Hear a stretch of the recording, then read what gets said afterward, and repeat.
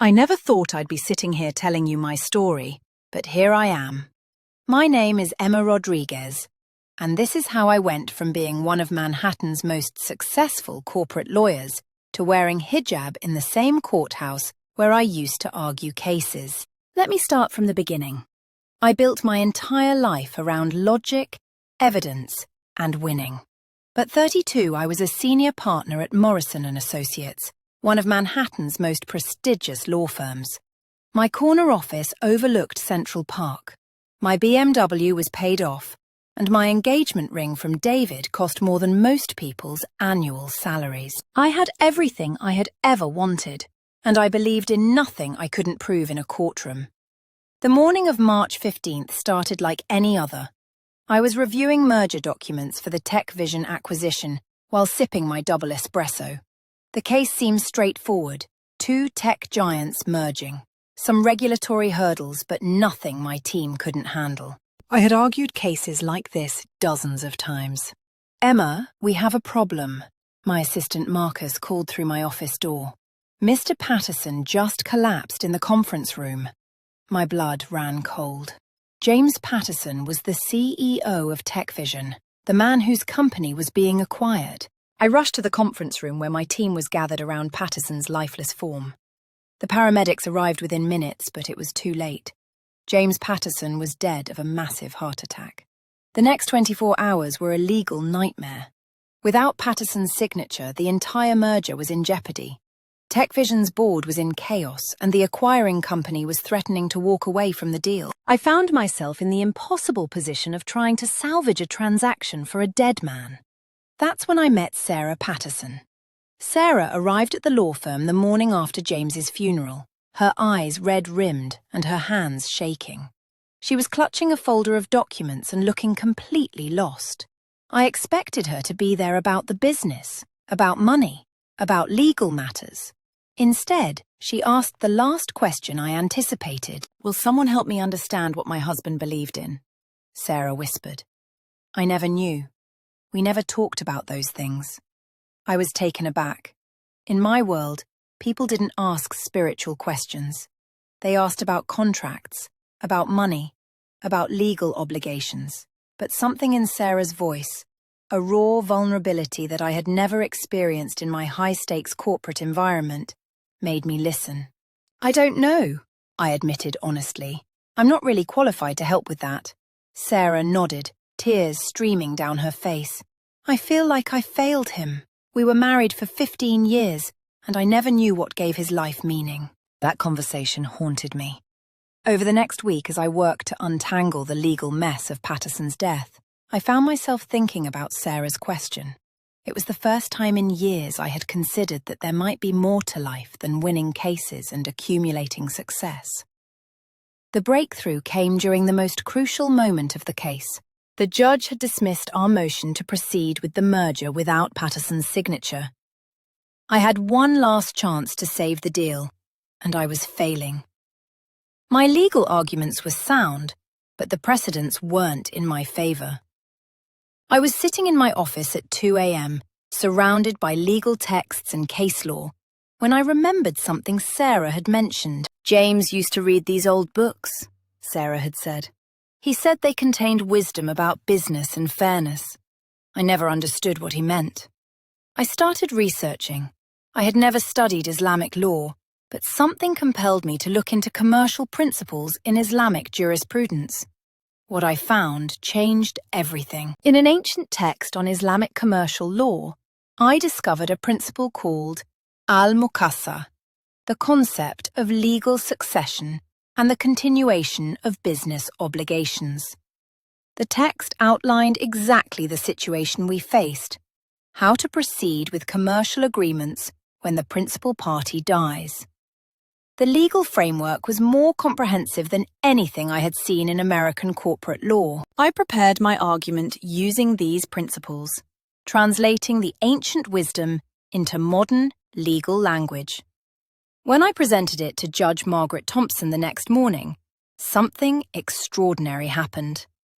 Judge Thompson, known for her stern demeanor and skeptical nature, listened with an intensity I had never seen before. "This is remarkable counsel, Ms. Rodriguez," Judge Thompson said after I finished my argument.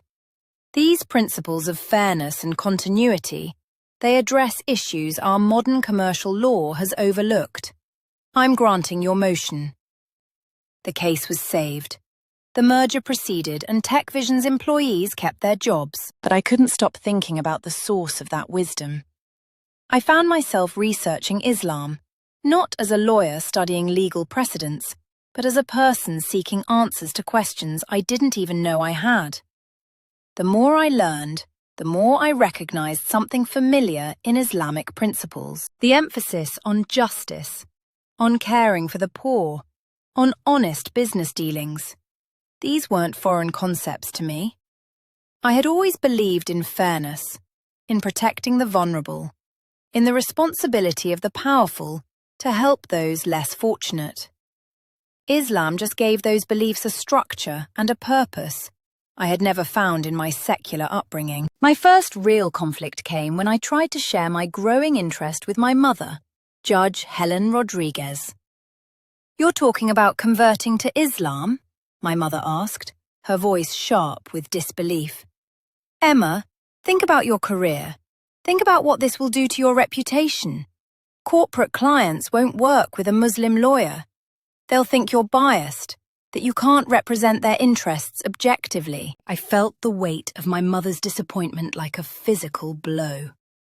Helen Rodriguez had built her career as one of the few Latina judges in Manhattan. She had fought for every inch of respect, and now her daughter was threatening to throw it all away for what she saw as a religious fantasy. "And what about David?" my mother continued. "Have you considered how this affects your engagement? His family is traditional Catholic. They won't accept this. David." I had been so absorbed in my spiritual journey that I had barely seen my fiancé over the past month. When I finally sat down with him to explain what I was learning, his reaction was worse than I had feared. "This is career suicide, Emma," David said, his voice cold. "I didn't fall in love with someone who is going to throw away everything we've built together. I want a partner who shares my values, who understands the importance of professional success." "But I'm not throwing anything away," I protested. "I'm just expanding, learning, growing." "No, you're changing. And I don't like who you're becoming." The words hit me like a slap. For the first time in my adult life, I faced a choice between what I had always wanted and what I was beginning to believe was true. David was offering me everything I had worked for: a successful marriage, a brilliant career, financial security. Islam was offering me what?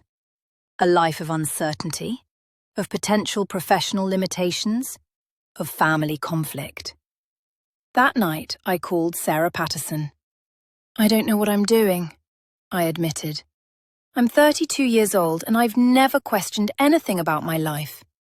Now I'm questioning everything." Sarah listened patiently. "James used to say that the most important decisions in life come when you're standing at a crossroads and every path looks difficult. He said that's when you know you're really choosing." "But what if I'm wrong? What if this is just a phase, some kind of midlife crisis?" James used to say that truth doesn't care about timing or age.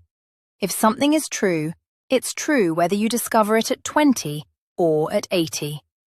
My Shahada ceremony was small, just Sarah, a few of James's old friends from the mosque, and Imam Hassan from the Islamic Center of Manhattan.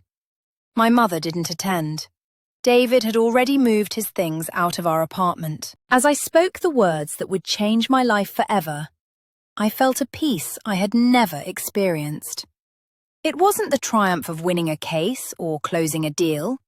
It was deeper than that.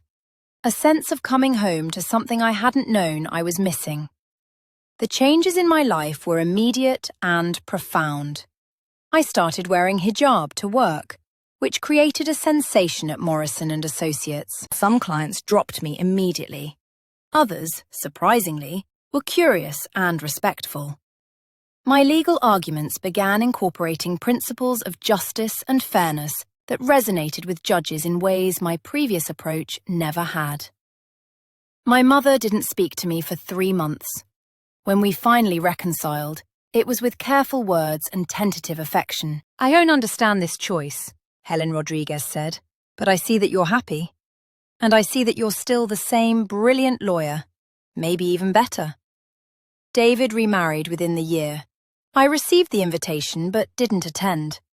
I had moved on emotionally, but I couldn't deny the pain of watching the life I had planned disappear. Today, 5 years later, I practice Islamic commercial law.